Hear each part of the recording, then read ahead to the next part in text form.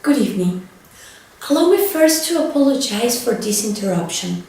I do, like many of you, appreciate the comforts of everyday routine, the security of the familiar, the tranquility of repetition. I enjoy them as much as any bloke, but in the spirit of commemoration, thereby those important events of the past usually associated with someone's death or the end of some awful bloody struggle, a celebration of a nice holiday. I thought we could mark this November the 5th, a day that is sadly no longer remembered, by taking some time out of our daily lives to sit down and have a little chat. There are, of course, those who don't want us to speak. I suspect, even now, orders are being shouted into telephones, and men with guns will soon to be on their way. Why? Because while the truncheon may be used in lieu of conversation, words will always retain their power. Words offer the means to meaning, and for those who will listen, the enunciation of truth. And the truth is, there is something terribly wrong about this country, isn't there? Cruelty and injustice, intolerance and oppression. And where once you had the freedom to object, to think and speak as you saw fit, you now have censors of systems of surveillance, coercing your conformity and soliciting your submission. How does this happen? Who is to blame?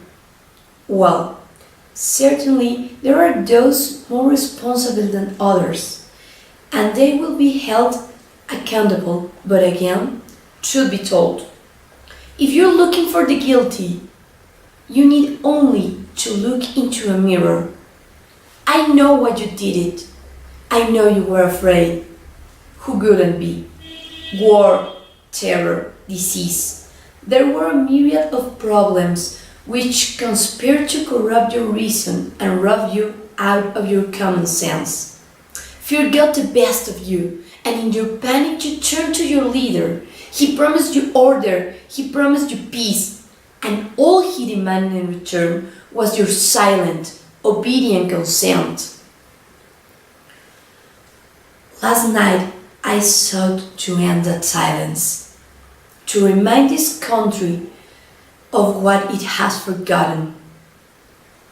More than 400 years ago, our great citizen wished to embed the 5th of November forever in our memory. His hope was to remind the world that fairness, justice, and freedom are more than words, they are perspectives. So, if you see nothing, if the crimes of this government remains unknown to you, then I would suggest you allow the 5th of November to pass unmarked.